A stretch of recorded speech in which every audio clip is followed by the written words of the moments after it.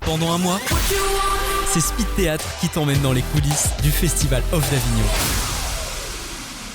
Vous êtes de retour sur Speed Radio en direct du Festival d'Avignon. Je suis en compagnie de Olivia Pavlou-Graham et de Mathieu Peralma qui vont nous parler aujourd'hui du spectacle Un pour tous à 15h10 du 7 au 30 juillet, sauf les mardis, au théâtre Pixel Avignon.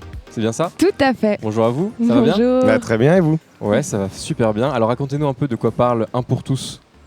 Alors, Un pour tous, c'est un huis clos dans le style du prénom.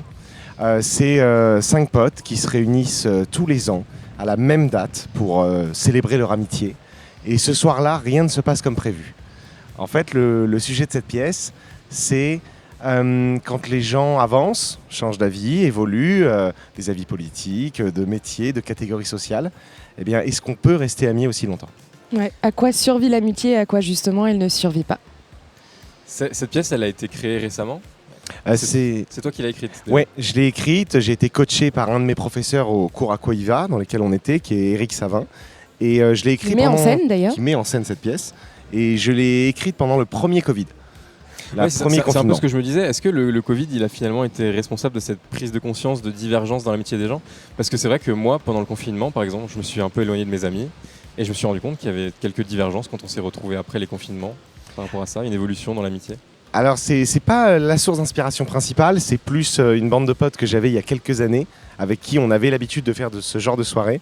Et c'est plus en hommage à eux que j'ai écrit cette pièce.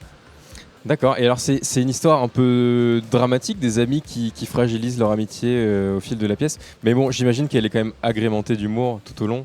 Ah non, c'est une vraie comédie, mais avec ce fond sur l'amitié, sur le débat. C'est-à-dire qu'on en sort logiquement avec des rires, avec un très bon moment passé. On a l'impression, je reste modeste, mais voilà, on passe un bon moment, mais ça ne nous empêche pas ensuite de pouvoir retranscrire cette pièce à notre groupe d'amis. Puis j'imagine qu'elle se finit bien, j'espère. Ah mais il faut venir. On allait dire la même chose. faut venir voir ça. Mais c'est vrai que cette pièce, elle est avec plein de péripéties, plein de rebondissements. On a un personnage qui est amoureux de sa meilleure amie depuis 10 ans. Il s'est dit que ce soir-là, je suis déterminé, je vais lui dire. C'est pile le soir où il faut pas. Il y a une invitée surprise qui fait pas partie de la bande, qui vient semer son petit grain de sel dans la mécanique. Enfin bref, une comédie, mais qui a du fond. Exactement. Et justement, parlez-nous donc des autres comédiens et du coup des autres personnages. Est-ce qu'ils ont un peu tous leur propre caractère ? Ils ont tous une personnalité différente et c'est ça qui est cool. Enfin, je pense que l'idéal pour voir cette pièce, c'est d'y aller avec ses potes, parce qu'on peut tous s'identifier à l'un des personnages. Et donc, on va sortir en disant « Ah bah toi, tu ressembles à Franck. Ah bah toi, non plus Ludo. Ah bah toi, t'es une Clotilde. » Et c'est ça qui est cool, c'est que les personnages sont plutôt bien campés et avec des personnalités assez différentes, mais assez réalistes et assez quotidiennes pour qu'on s'identifie. C'est vrai, c'est vraiment entre le prénom et je trouve un épisode de Friends. D'accord. C'est vraiment chacun sa petite donc, bulle. Parlez-nous un peu des stéréotypes, des caractères des personnages. Il y a le vénère, le joyeux. Alors non, c'est pas forcément ça. C'est qu'on va avoir. Pas les 7 nains. C'est pas les 7 nains. C'est qu'on va avoir un couple Clotilde et Romain, qui sont un peu dans la catégorie des bobos parisiens, voilà, qui ont réussi socialement et qui, dans cet esprit d'eux un peu bobo. Donnent des leçons, donnent une certaine image de ce que même leurs amis devraient retranscrire à leurs yeux. Après, on va avoir Franck, un personnage un peu plus austère, un peu plus cynique, pessimiste, qui lui travaille à la CAF, qui est quotidiennement confronté à la pauvreté, à la misère, et qui, pour s'en détacher, pour se préserver de ça, se réfugie un peu dans un... C'est aussi le beauf quand même de la bande. Un peu, mais comme c'est moi qui le joue, j'ai pas envie de le dire moi qu'il est beauf. Je l'ai dit. Clotilde, c'est celle qui est... Enfin voilà, comme tu as dit, ils ont le côté un peu moralisateur, mais c'est aussi elle qui est un peu le côté maternel du groupe. Romain, on va le dire, c'est un peu plus la victime du groupe. Margot, tu la décrirais comment ? Un peu le Margot, papillon, quoi. Et puis c'est celle qui... Margot, c'est la copine qu'on a tous, qui sort, qui vit... Qui est toujours en retard. Qui est toujours en retard et qui elle profite de la vie et on l'envie un petit peu. Ouais, je vois. Parce qu'elle a une liberté incroyable. Et on va voir le dernier, Ludovic, qui lui, est vraiment le ciment du groupe et par des fois un peu sa sagesse, permet de garder le groupe uni, mais peut-être pas ce soir-là. Peut-être pas ce soir-là. Ta-ta-ta. Il faudra aller voir la suite.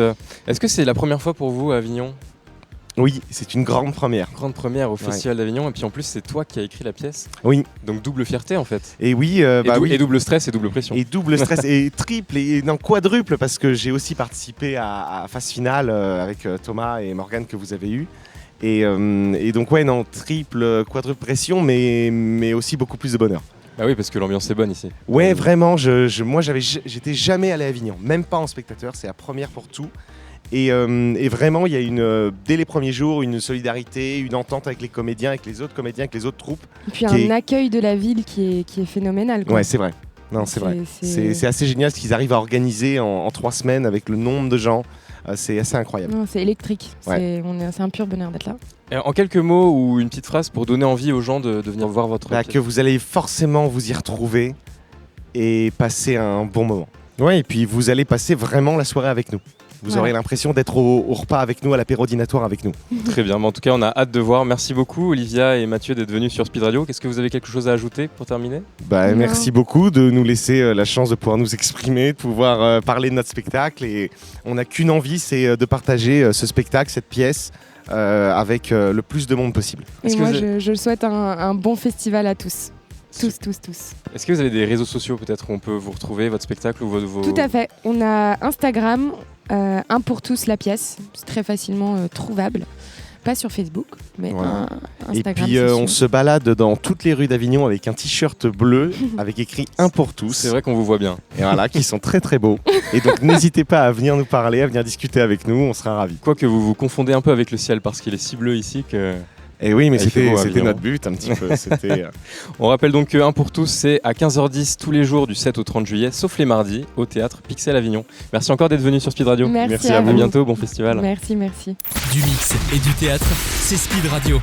Découvrez toutes les émissions et podcasts sur le www.speed-radio.com.